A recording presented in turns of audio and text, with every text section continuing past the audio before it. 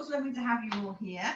I've been speaking to Laura for a little while now, and she actually jumped on something else I was doing as a curator of somebody else's work, which was lovely because it was a lovely Zoom session. But yeah, I'm Christina. I'm based around just outside of Cardiff, literally on the coast. I have a very lovely view. I'm so spoiled, so as an artist, and obviously I'm in my studio. I've been an artist pretty much always, in terms of art, and ever since I could walk, pretty much I was and crawl, I was drawing something, and I actually found the other day a portfolio of works that I kept all these years, many years, and I was quite taken aback at how much I have always been that creative person. And I'm sure a number of you were in the same sort of place, because as I understand it, you're all artists of various different in different places, from novice to professional. As now more of a professional artist, in terms of that, particularly since the pandemic and the times that we're in now, I've actually had a blast with the art, because I've had a lot of interest in my artwork and in commissions and things like that, which I think for all artists is a wonderful thing. But a little bit about me. I've always been around the art industry, like I said. I've been an art director in the performing arts as well. So I'm not just in love with the visual arts, I'm in love with all sorts of arts, as in I love singing, dancing, any performance arts, and I love the theatre. And I think that from my point of view, having the privilege of working in the performing arts as an art director as well, I've actually been able to flourish and, if you like, express some of my latent creativity. And you know, I was trained as an illustrator back in the day, and as a fine artist. I went into illustration, but it was a very difficult industry to break into back then, because women were not as well received. And but I have always been an illustrator principally. And lately, I've been very blessed to be involved with a lovely lady who this is her book, and The Legend of the Horse, and I'm actually having the privilege of illustrating her book. And so I've actually been, I'll show you a little bit about that in a minute, I won't digress too much. So yeah, from my point of view, always been a creative illustrator, fine artist, etc., etc. My father is a very good artist, although you wouldn't believe it. And I come from a line of artists, actually, because I have many pianists and artists within the family. And so I guess it's just in the genome. And so all my life, I've been in and out of that place where I'm either being somebody playing with it as a novice, or then very creatively selling it in terms of my abilities. Yeah. And so, as I said, I'm very, very lucky. I like to work as an artist, so I don't know, I think I should imagine we've got on here people who like watercolors and charcoals and oils and obviously acrylics, but I like to work with acrylics, mainly for speed. My dad works with oils, and he spends many an hour and very copious amounts of hours on his oils, which are very, very beautiful. But as an artist, I tend to like to get the work down quite quickly.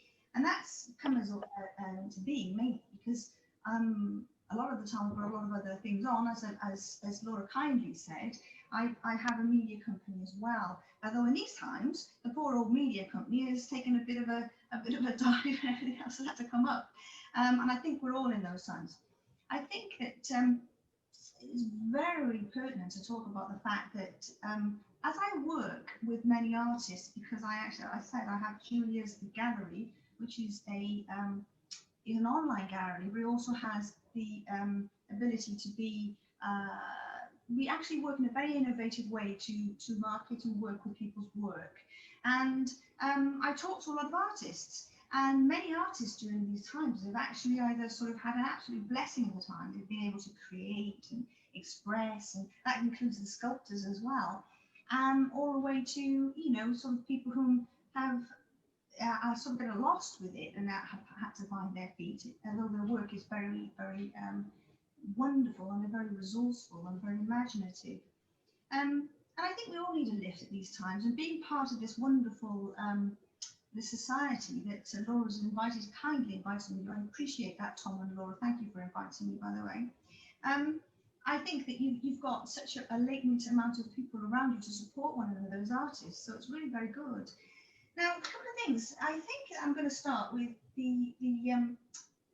one of the things I actually donated. I donated a much larger um, copy of this, if you like. Well, actually, it's the original to a charity very recently with the City Hospice, which is an interesting and wonderful. Can you see me, guys? Am I flashing by chance? I'm going to flash. Okay, stop. Yeah, with the City Hospice for Nikki Piper MBE, who actually has a charitable. He does all of the fundraising and the charity side of this hospice for life-limiting illness, and he actually fell in love with this actual painting at the time because only I had it was promoting it around social media, and he said, "Absolutely love it. Can you give me a larger copy of the original, everything else for it to be auctioned?" And I did. And Nicky's a lovely person. So any of you may have come across him because he's an ex-boxer, and yeah, he's actually auctioning that in March. And for those people whom I did say I'd mention this, Laura, anybody who has a piece of work that they'd like to donate to the charity, City Hospice, although is a Cardiff-based charity, is actually looking for artwork across the UK. He has a number of people who have already donated, but if any of you wish to do that, please get in touch with me. And anybody, of course, that wants to know more about artwork or connections or promoting their artwork, however modest, please do so as well. But for today, I think we're going to be talking a bit more about the actual art, so that will be fun. I like to use a lot of mixed mediums, so I'm going to talk a little bit about that because I've actually pulled up this particular painting to show you what I mean by that. Now that I actually painted for my son on his 18th. He's now coming up 23.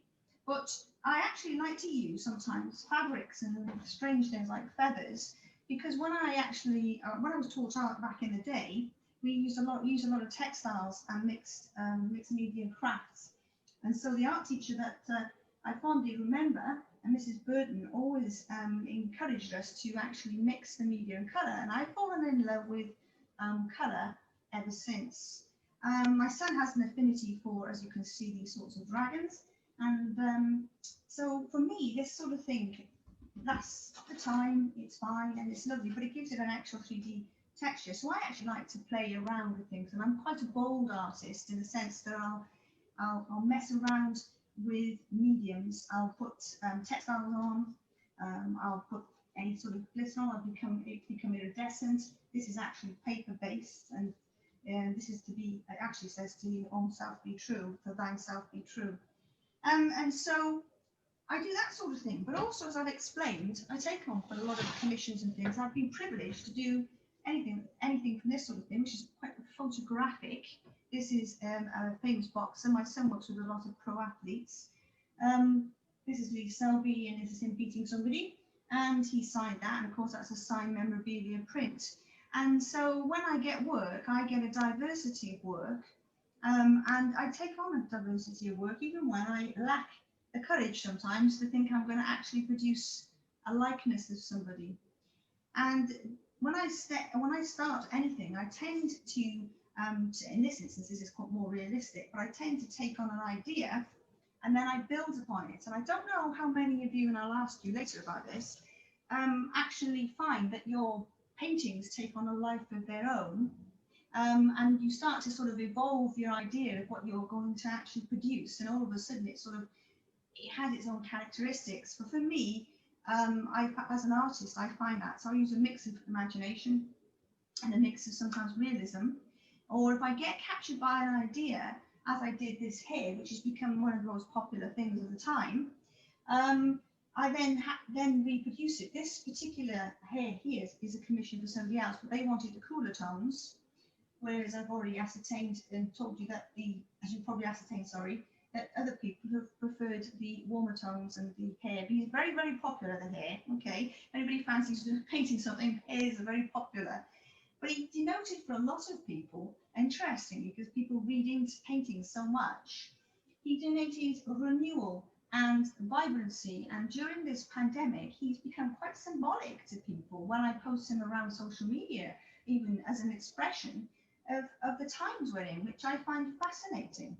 I find how people interpret artwork enormously interesting, and how they portray all those sorts of things, and how they then get involved in your artwork. You know, I've had all sorts of um, depictions of the hair and what people think of it in many, many forms. So yeah, I tend to enjoy the expression. And even if I paint something that's symbolic, as I am here, and somebody's commissioned it, this hair will take on a different life to the previous hairs, which is quite interesting. So I like to mix mediums. I'm quite a bold artist. I'm known for my vibrance of colour. I tend to use quite raw pigments and colours. I tend to use them pretty much as they come out of the pot. Or as in this instance, I use a variety of different makes. I find some of them, I inadvertently found this particular brand um, about 2 years ago, actually, and it's Sinelia, and the pigment in this particular brand is very, very good. And it took me aback as to how nice and how easy to use that particular product actually, you know, can be and apply. As an artist, I'm sure a number of you, particularly in the area that you're from, some of your work will be quite fine, I should imagine, and I would imagine that you do a number of landscapes and very beautiful things because you're from that particular area of the country. Um, you know, I work with other artists who some are down in Somerset, and they tend to produce the beauty of the area as well. And so it's quite interesting. Where we come from, I think, also influences how we produce our work.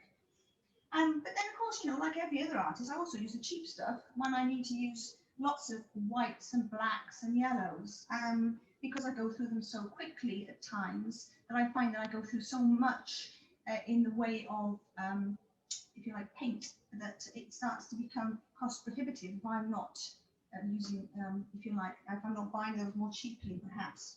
And then, like everybody else, I'm sure, I am a big fan of Winsor & Newton stuff paints because I have these, and they are probably my favourites, but they're a bit more expensive. And so I enjoy that aspect of it. I use everything from toothbrushes to paintbrushes to sponges and every other palette knives, as you can see. Sorry, guys. So anything that comes to hand, really. I have been known to use makeup cosmetic sponges and other things to create some of the textures.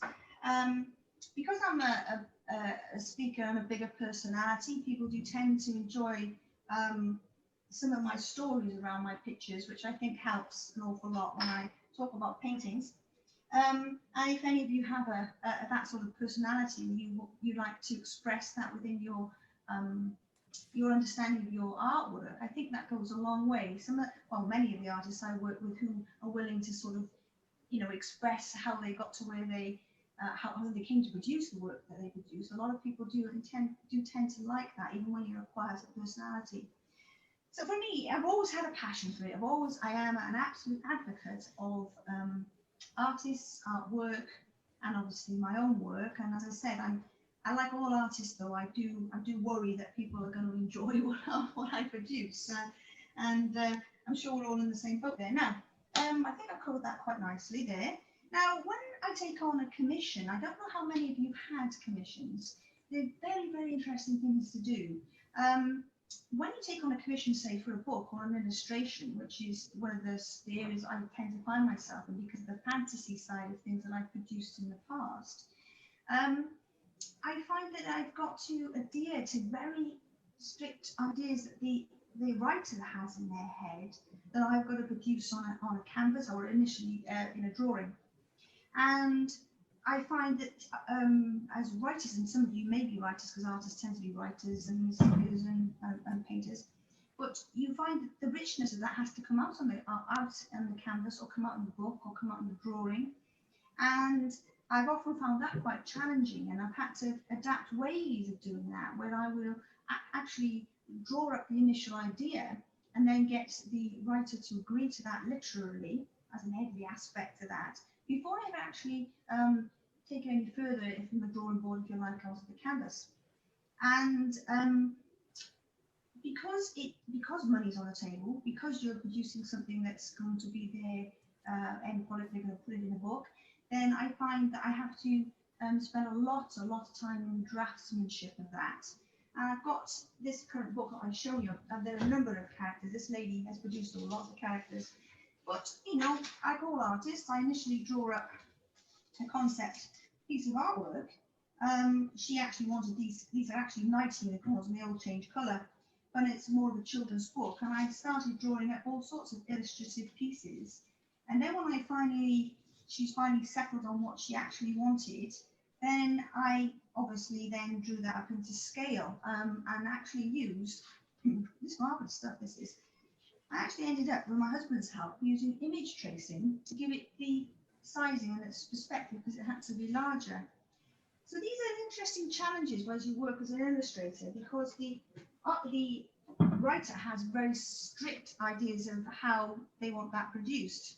And this particular lady wanted to have horses, night unicorns produced, and then she wanted them put into a canvas sized, if you like, respectively like this, as well as the drawing and the illustration. And one of the challenges I had with this wasn't so much using the use of colour, it was using blacks and purples, which as artists, I'm absolutely positive that many of you have been taught not to use lots and lots of blacks, but to use lots of different tonal colours and everything else. And I have found in the producing of this type of work that I had to use a lot of black, and I was like, oh no. And then she wanted it to be iridescent, and she wanted them to glow and have, if you like, a sparkle to them. So I spent many hours trying to figure out how to give this sort of almost ready wreck a glow, and bring this horse and this specific type of horse to life. This particular writer has an extraordinary understanding of horses, and she has an extraordinary understanding of their actual dimensions and how they should look. And so I've spent a lot of time on that. It is a fantasy picture. It is for a book. It is for a teenage children's book. And so, you know, I spent a lot of time having to get this. She wanted the blues in their hair and so forth. And so I had to build that up from purple to blue, then to black, and then, as you can see, this iridescence. And this iridescence came from that particular brand, the Sinelia brand that I've just shown you. And I was able to actually produce that to give me for this limited space. Initially started as an illustration like that, which I got her to actually agree to. And I actually used black cartridge paper so that I didn't have to keep trying to reproduce the black that she wanted as a night unicorn. And then, though that looks simple to some of you, and that was drawn up, that's exactly what she wanted. So it's quite interesting when working with clients, and I'm sure a number of you appreciate that. So I use any medium I can to produce the end results for the client. And as I said, I have commissions at the moment that are coming in from during lockdown. I've been very busy personally. Hopefully some of you have been busy with your artwork.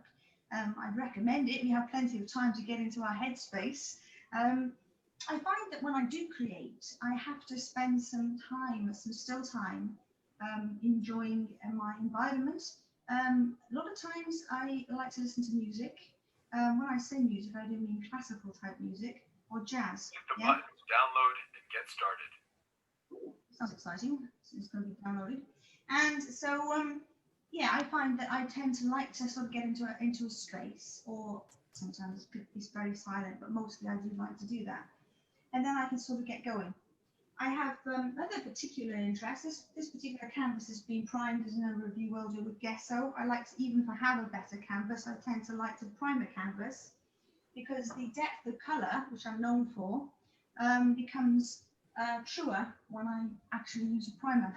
So I get a better definition of colour. And because the people and the clients that I work with are not into subtle colours, I have many artists that work with tonal colours and subtle colours, but people that like my work tend to like the vibrancy. Then I need to get more colour down, and I need to get more depth in the colour. So I'm always looking for that, however I can actually do that. I don't know if some of you saw Sarah, who I work with, Sarah Toomey, but she works with blacks, and the blacks that she works over and over again to get different tonal colours of black, because not all black's the same. Obviously, some sort of purple in it, some sort of brown in it, and some sort of blue in it, and so forth. And so it's quite interesting working with colour. Colour is an interesting subject, and how you get the depth of colour is always of a point of interest. So I guess we're going to sort of demonstrate. For me, I was just having a dabble with this earlier, and I was starting to get in my headspace to show you guys how we would do that. I tend to work very much, very freely in terms of my workmanship, and I tend to like to just play around with how I'm going to develop a specific image and mess around with it. I've got plenty of art stuff here, it's all around me, in fact, but let's get some yellow going. So I tend to start to build up in my mind's eye how I'm going to perceive those depiction of my hair, and I do allow it to take a life of its own. I don't know if I've learned to do that at my age. I wasn't like that when I first started off as an artist. I would never dot and dab, throw it on there. And dare I say it, I used to love Rolf Harris back in the day, because he used to just throw everything on the canvas and there it was. But I quite like the idea of being able to do that abstract quality where if you like, the viewer has to depict the image and work it backwards. And so I literally use it primarily, as I said, out of the tube, illustrated. I do have expensive brushes, but I tend to run through brushes very, very quickly, and I tend to find that I'm not very, I run through them very quickly. With your license and click Buy Now to continue. I don't know what that is, but it's very interesting. Some individual talking. We have no idea whom they are. Yeah? And so I tend to enjoy the expression of starting to get some life into my picture. Now, for a lot of artists, we think about lights and shade and everything else. But when I'm creating these almost fantastical characters, I tend to then start to develop it pretty much freehand and expressive. Okay. I do understand composition. I am a photographer as well. And in fact, as a media company, photography is principally a massive part of my life. So I understand the concepts of that incredibly well. But when I apply it to my art, sometimes it's required and sometimes it's not. I have found in recent years, this kind of idea of having, if you like, a very easy picture without a lot of busyness in the background appeals to people when they're purchasing, if you like, a print or an original. I find that a lot of artists do not, they're too modest. They don't tend to price their works up well, although one can overprice, obviously. And they're not very good at promoting their work, even if somebody has a particular passion for it. I was talking to a lovely lady today, and she's in the US, and she's in Nevada, and she was actually going to be on this evening, but she couldn't, in the end it didn't work out. But she loves my artwork, and she follows me all over the place with this artwork, and she promotes it in the US of all things. And the USA people love it, because US people don't tend to have a lot of culture. I'm being a little bit facetious. And they tend to like our culture, our ability to create beautiful pieces, and they tend to like to purchase them, which is an absolute irony, isn't it? I don't know how many of you work with people from the US, but they tend to like what we tend to produce. So, you know, I will use anything that gets me the effect that I tend to want to produce in the end. And I'm quite a bold artist, as I can see. I work at speed. I can actually finish something like this in a couple of days by the time I touch up and mess around with it. Other pieces of work, when they're for commissions, takes me longer because I'm always going back and forth to the client checking the details. And ironically, I use my phone and I just take the picture and I say, is this where we want to take this particular piece of work? Is this where you envisioned it going? because working with people, and if you're an artist temperament type like me, you're probably quite sensitive on the inside, so you're always aware that you want them to like your artwork. And so therefore I check it as I go along, knowing that that's what they want. In this particular instance, I know who wants this quite well indeed, and they're quite happy for me to start to express a whole different tonal range in that, as long as it follows the original concept of this particular hair. But I have, as I said, I found this commissioning work very interesting. So I like to keep things simple. I'm quite a neat worker actually. I tend to clean up as I go along. And then, I'll use anything again, like I said earlier, from the palette knives. So I quite like palette knives for building in depth, because you can, as you all probably already know, once you start to use a palette knife, you can start to have a little bit more fun with the actual expression around your work. So it can get to be quite interesting as you sort of establish some texture. And I enjoy that immensely. And as it sort of builds to me, I always step back from my work. I actually stand, there's a doorway here, and I'll stand all the way back there, and I'll actually ponder on it. And then I leave it overnight. And then in the light of the day, when the light's good, because the light here is very, very good, I'll come back and check it. As an artist, I'm a massive advocate of good light. At the moment, I've actually got a daylight lamp on here so that I can paint. If I'm working in the day, obviously, this is south-facing, so I have a lot of lights coming in. And I find that the light is extremely, very, very good to work with. I mean, as I've got older, even with my eyesight, as it's changed, I've appreciated the light more and more so that I can see the concept of what I'm trying to create and come back at it. So for me, lighting is enormously important. I think that when you're working in good light, you tend to be able, you can come back at something and keep on building the structure. The other thing I've noticed as an artist, and I think some of you will appreciate this too, and I know that I'm talking to fellow artists, so I'm not at all trying to say, hey, I know this thing, because I don't. In fact, when I work with fellow artists, I learn so much, so much. I mean, I really, really enjoy it because it's a process. Creativity is your human expression onto canvas, if you like, or into material, I said, about writing and things like this. I'm a published writer myself, which is why I tend to work with writers. But you tend to find that it comes from within, and then you're able to express it out. And some pieces are quite dark. I mean, I'm quite a light, happy, vibrant sort of artist, but there's some beautiful pieces that people produce that have a little bit of a darker edge and equally melancholy, but equally beautiful in their own ways, because as I said, I work with a lot of artists. So for me, it's always about that. I'm not always super fussy on what sort of canvas I use. As long as I've primed it and it's stretched okay, I'm quite happy. But I will use a depth of canvas. I tend to like a little bit of a deeper edge. And if I do want to frame this, and somebody wants it framed, this is not particularly hard to do that with.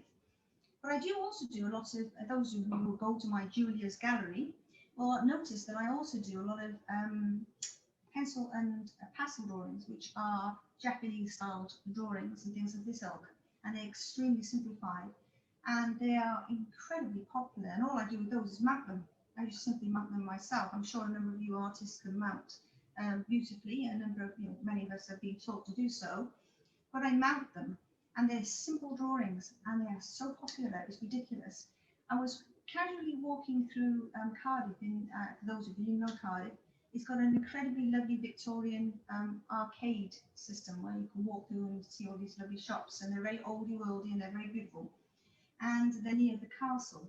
And there's a lovely lady there doing some incredible artwork, and she is indeed Asian, and she was producing all these simplified drawings, and they were flying out the door. They were flying out, everybody loved them. And she has this little shop. And I remember thinking, oh my gosh, that's so amazing. And I started to replicate my own version of the idea of that. And I found those incredibly popular. And they are, again, along these more simplistic lines, which is something I've come to learn to create. The other thing I noticed, and surely, again, I was going there earlier when I digressed, eyes. Eyes seem to be, even with animals, with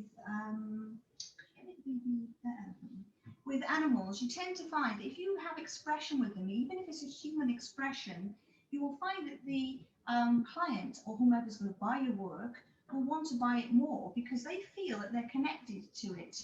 This particular painting is, again, only a small, it's actually, when I put them on my site, you can buy them in various sizes. You can buy them for anything from posters to, so they're mounted and posters drawn respectively, and then you can buy originals, and of course you can buy prints, and they're in various sizes, as you will all appreciate. This is actually a popular, very popular painting, and as you can see from the eyes, this particular animal, this baby elephant, actually looks like it's got human eyes.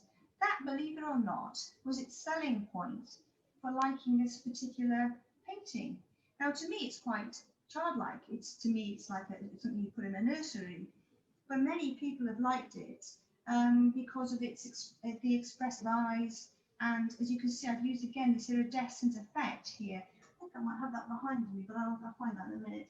But the iridescent effect on that, it tends to be a bit of a signature for these sorts of, these very popular, these are very popular prints of mine, yeah? And my son's here, by the way, he's aging me.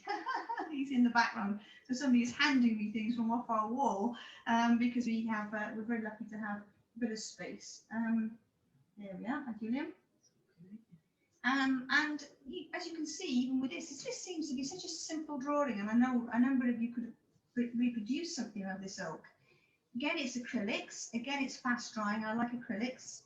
The simplicity of this is incredibly popular and very modern today. And again, I've given it emotion. I've given the framing emotion, which is why people tend to like this particular expression. Now, you'll see different things in that. I'm absolutely certain of that. And you'll enjoy different expressions of how your art comes together. Yes, thank you, it's very kind of you. I've just been handed this one I've just done recently. Now everybody will recognise that that's a depiction or an idea of Marilyn, our lovely Marilyn Monroe. But I wanted to do this from a different point of view. You see so many iconic pictures, and I almost like the cheekiness of that. And that's actually quite pop arty, a bit graphic. But people today like it. They like the graphic quality to art. I remember I was trained as a fine artist, so when I have these sorts of expressions, it's taken me a number of years to get used to the idea of just the simplicity of almost that cartoon-like quality to the picture. No, that's right. Thank you very much. So art is all about whatever you make of it. If you enjoy expressing and you want to allow other people to appreciate it, then you need to actually post it around so people can give you some feedback. You'd be amazed how many people inquire about buying a piece that you've actually probably just spent some hobbyist time on, and they enjoy it. They just enjoy your expression of art. Now, I'm going to open it up shortly for, I don't want to blabber on and on and on. I'd like to talk to the audience a little bit because I tend to like to interact. I like to answer questions. I like to hear from other people. As you can tell, I'm quite a sanguine, sort of colourful personality. So I would enjoy very much opening it up shortly to have some conversation around the artwork and how you know, any questions you might have for me, because I've been talking at you now for about half an hour. You know, a couple of other small things I do. I tend to always outline and sketch out things, although I hate to do too much of that because it can show through your actual painting, and I'm not always fussy. But if I have to get something as an exactitude, I do tend to sketch it out initially. And then I sort of start to bring it more and more to life, as I said already. And if I ever do tend to get mixing up colours, and as I've said to you, like all artists, I use your typical well-used, years and years of well-used, mixing palettes, which I tend to do again for clients because they tend to like specific colours. When I did the horses that I showed you, she actually wanted very specific colour tones in the background, very specific colour tones in the flowers and things of the silk. So the lady in question there wanted a very specific composition of that as well. So when working as an artist, I love it. I love it. I absolutely love it. I think lockdown's a blessing. Okay. I think that my life has slowed down. I think that I had more time to even just sketch or think or create or think about colours or start to involve myself in an idea. and then have playtime and then start to bring that to life. There's so many paintings I could show you. I have so many around me, but I think that bringing to life that quality is a wonderful thing to have the time to do it.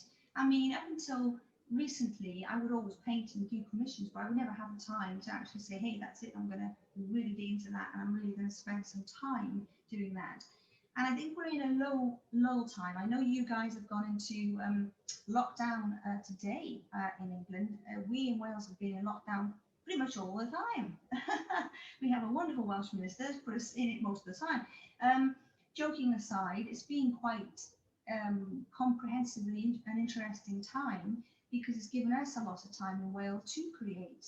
I've seen a lot of community interest. I've had a lot of ideas around people because I do a lot of portraiture. I do a lot of commissions around portraiture.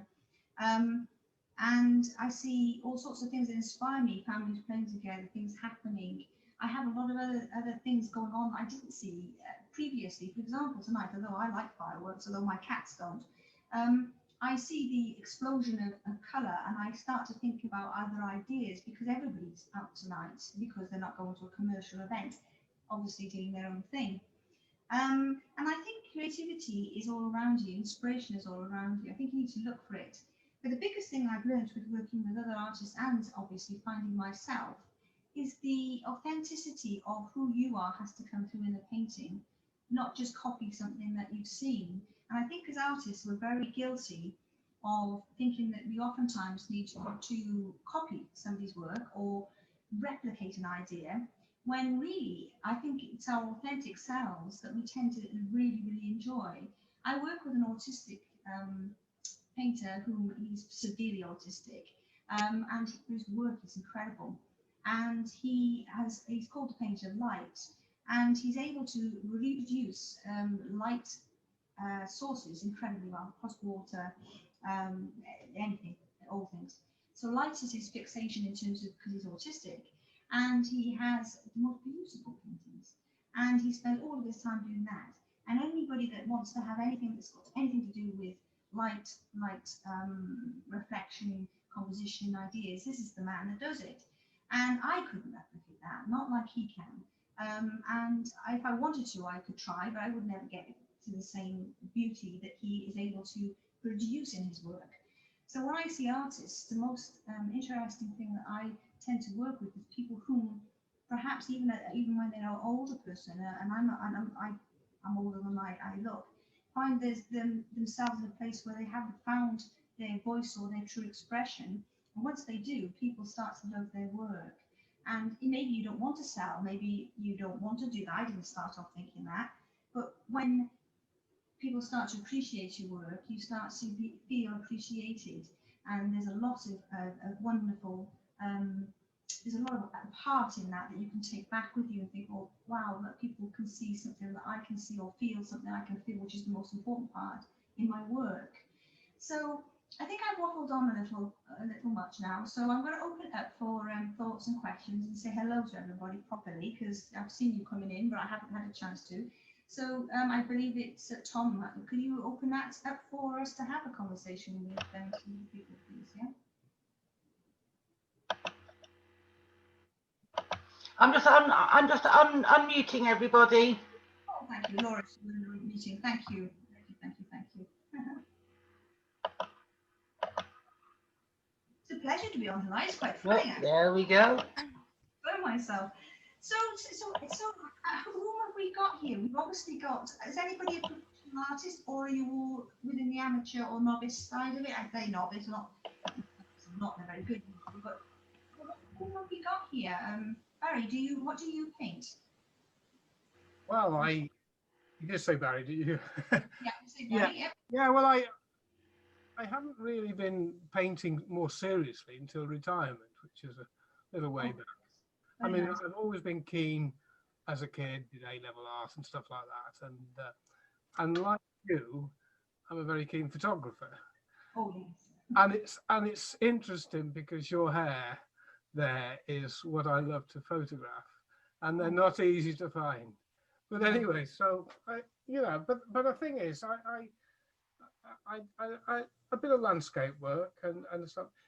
interestingly, we've signed on with a Norfolk painting school online, and that's Martin Kinnear, and he is very interesting chap, very good artist, and so that's a weekly session we have with him.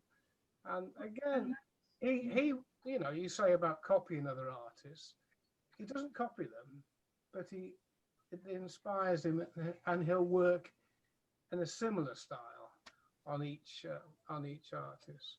So I've been very much influenced by him of late, and that again brings on, you know, what I do. So it's Oh, I like that. That's and I very love nice. it, and I I love think it. I think they're synonymous with one another. I think photography and the visual arts are very much in line with one another. I was trying to take pictures earlier of the water in front of us, because we've got the sea in front of us with the lights on it. But it was beautiful today. It was like something you'd see in a brochure, where it was all still and all the light was coming across the water and the clouds were just perfect.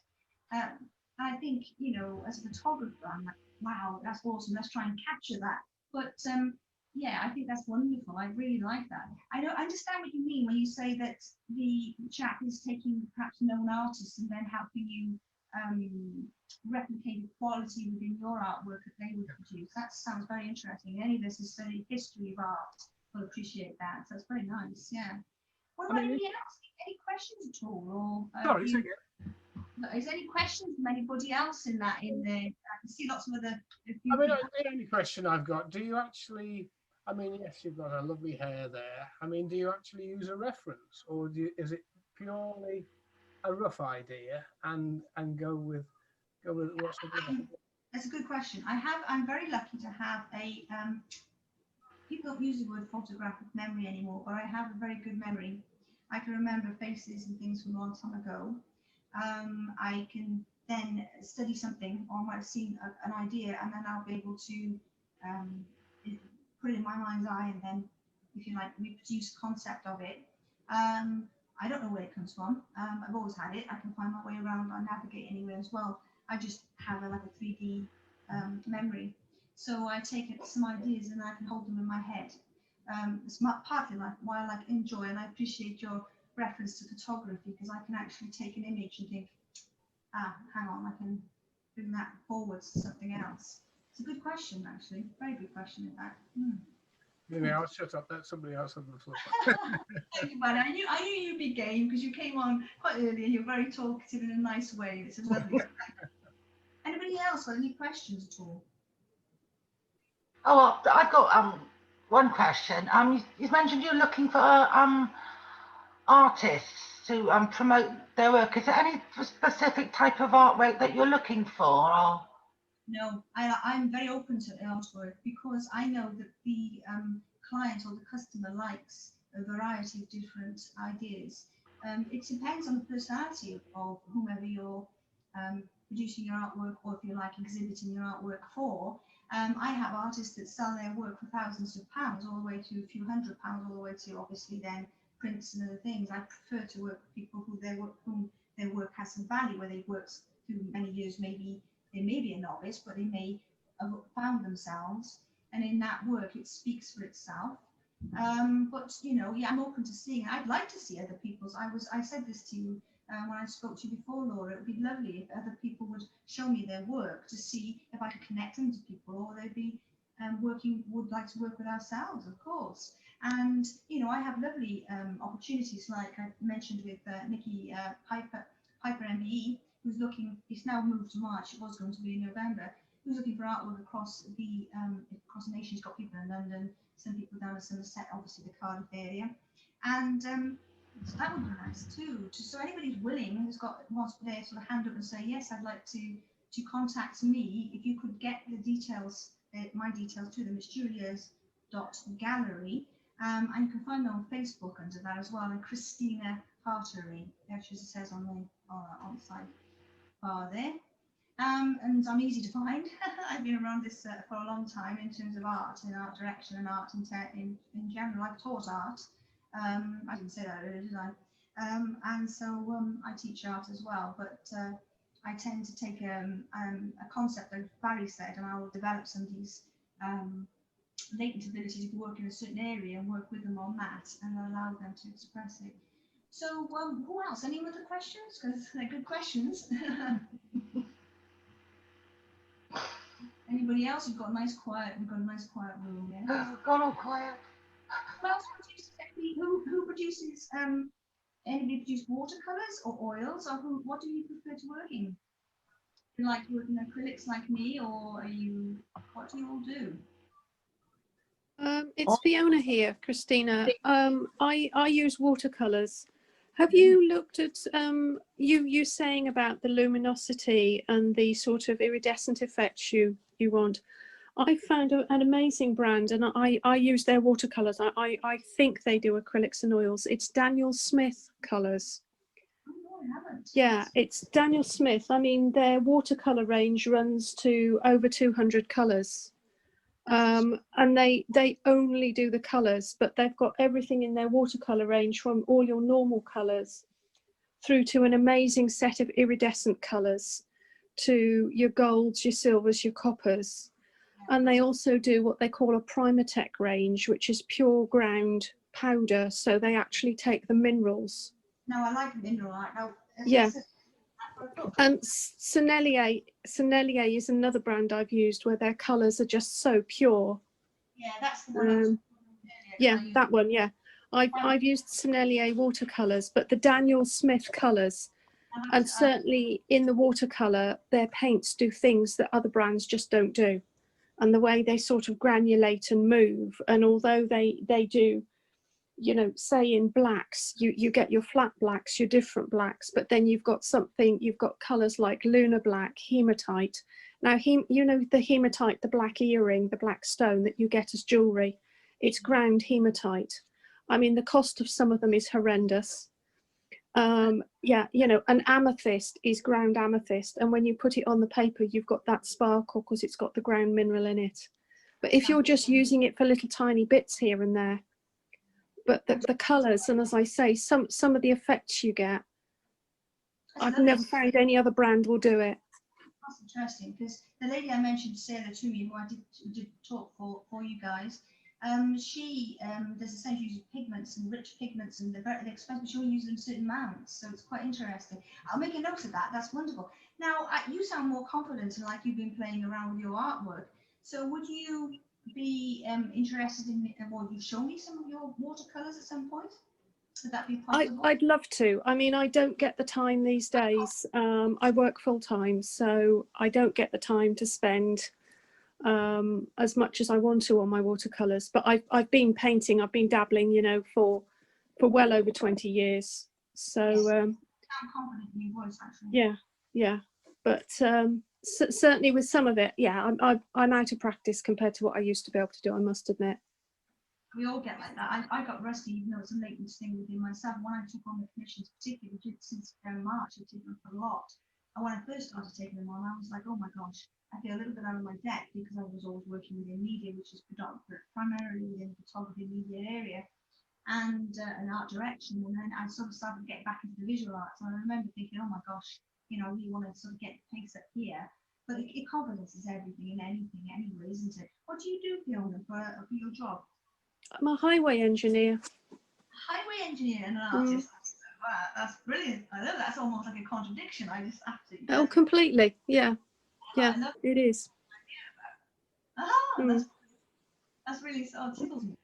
I find that with performance arts, I can have a vet doctor and then have a musical singer who will be on the West End. You have the two contradictions. They have both sides to them, and it's bizarre. I like that. It's so interesting.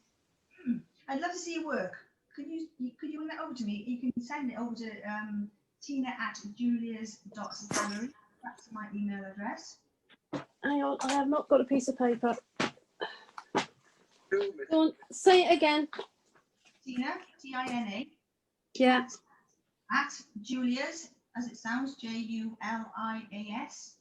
Yeah. Gallery. Okay, I'll send you a couple. Yes, I love it. You know, I'll help you in any way I can.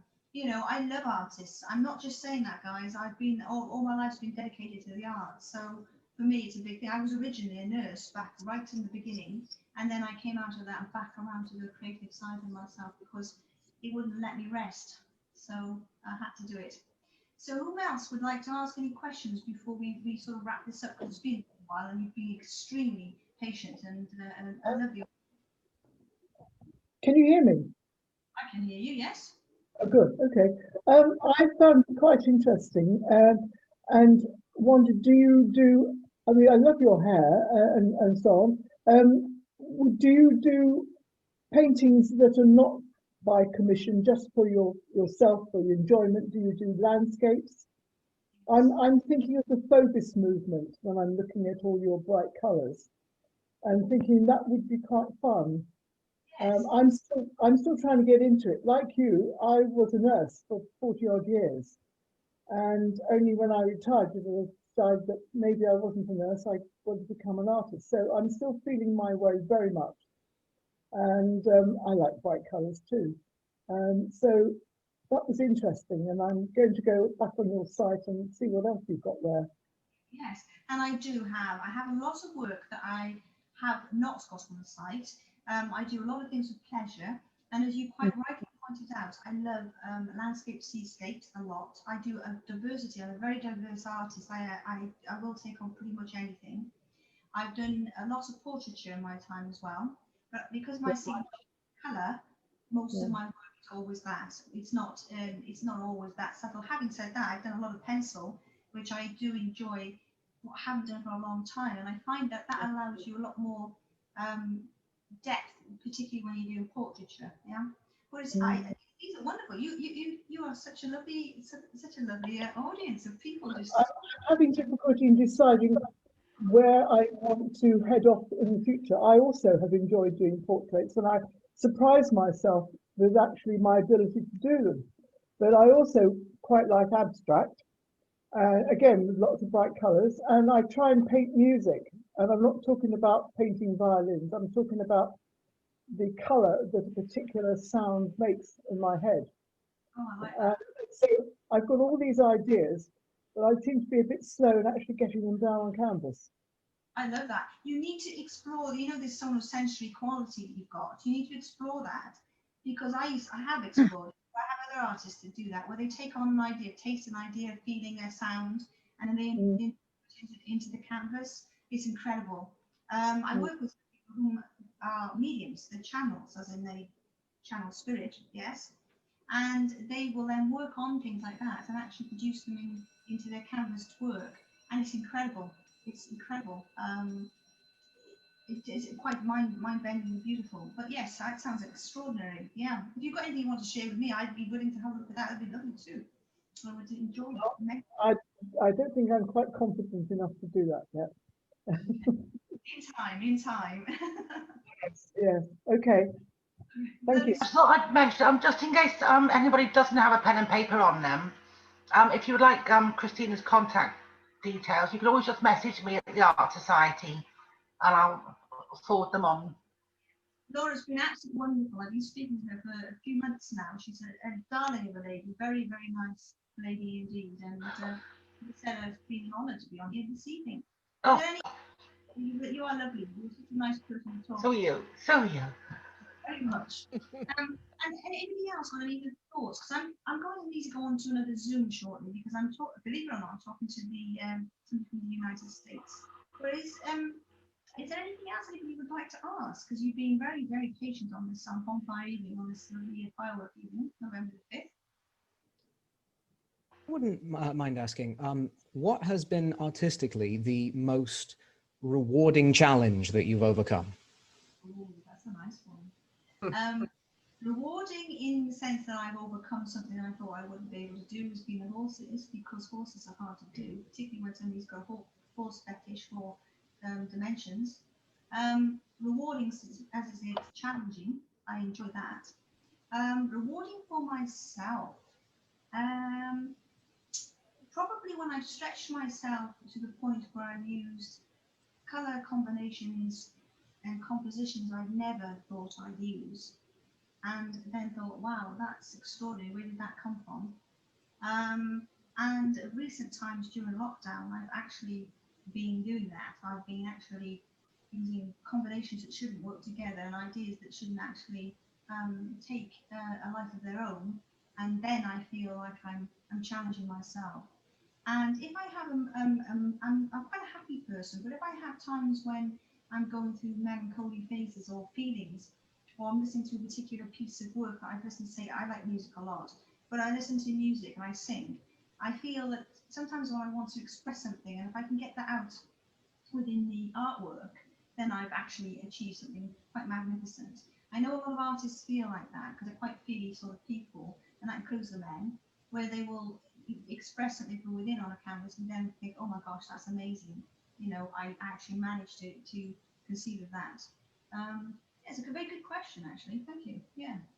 And what about your work? What do you produce? Well, I'm an illustrator for a board game company, and I also do private commissions on the side. So you like to take the private out. Challenge you. So yeah. Oh, it's Sam is calling us from Berlin. I beg your pardon? Sam, who just spoke to you, is calling us from Berlin. Oh, Berlin. yeah, I used to live in Ludlow as part of the art society there. So moved away, but I'm so glad that the Zoom things are running, because it means that I can still be involved. I'm going to jump in on a US call shortly, and I've got European work. Some of my artists are European as well, but the US are big for buying artwork as well, and so I find myself doing a lot of the business that way. Yeah. But you sound quite progressive, and so it would be nice to contact and just sort of touch base with you and what you're doing. That would be nice. And Sure. from your point of view, more connections with what we do in common in terms of our work. Yeah. But you know, commissions are challenging, because you've got to come up with the goods and the way the client wants it. It's interesting. It's interesting. I've been lucky for the most part. I've been pretty lucky. I've had fairly easy to please clients. Yeah, but I try to weed that out in the process sort of coming up to it, though. So it's like, yeah, I agree with you. I do that. It's only when they've got that. I like only work with people I like, by the way. But what happens when they have a particular idea in their head and it's their idea, and you're just like banging at that, thinking, I've got to get that just right for them. They've just got this idea. Then that's when it becomes a good challenge. Yes. I insist on them providing some reference for what they want, some ideas of what they want up front before I'll even take the commission. Otherwise, I would lose too much time.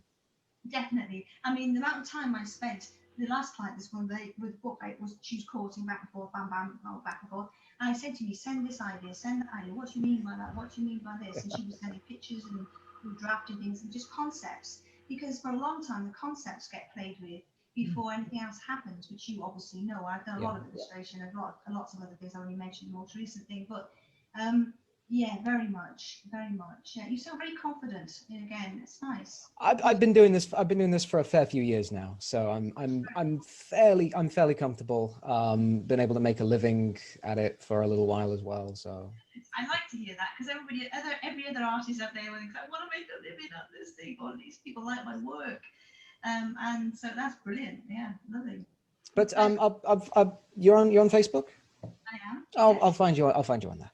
Yeah, Julia's gallery, Christina Hartery. You'll find me. Yeah, I'm on LinkedIn. Under Julia's gallery, Christina Hartery. Okay. You'll find my work there. I work with a lot of people on LinkedIn. It's a professional platform for the reasons that you're talking about. Yeah, because you tend to get better approaches about your work and what people want from you. Yeah. Yeah, it's interesting. Yeah, lovely. Been a delight. No, I enjoy that. And yes, connect with me. That'd be lovely. If I butt in, I should think working for a commission must be the hardest thing. It's one thing painting something and you think that's nice and putting it up for sale, and people will obviously take it if they like it. But when you do something, I've only done maybe 1 or 2 commissions, but I find it so difficult.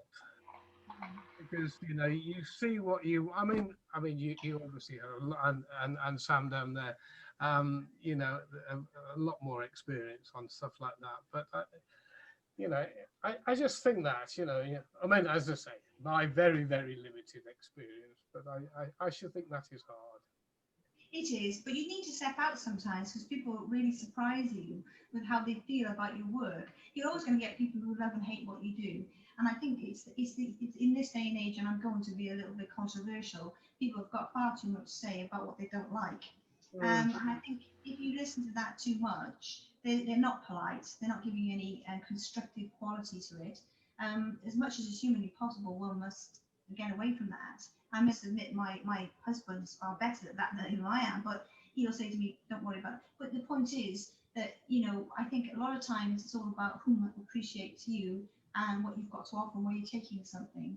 But you're lovely people. I knew you would be, and I thoroughly enjoyed this. But I'm going to have to cut it a little bit now because I'm on another Zoom. If there are any other questions, I'm happy to take that. But yeah, other than that, hopefully I've covered and you've enjoyed my talk. So that's all I'll go off here thinking, I hope they enjoyed that.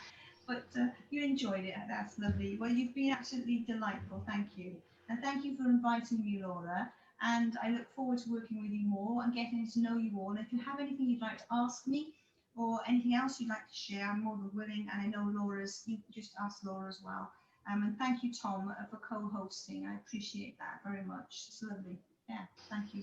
So I'm going to say good evening to you all, and I'm going to go whisk downstairs and see if that US thing's happening. So that's lovely. Thank you, everybody. Thank you for a lovely evening. Thank you, Christina. Thank That you was so much. wonderful. Thank you very, very much indeed.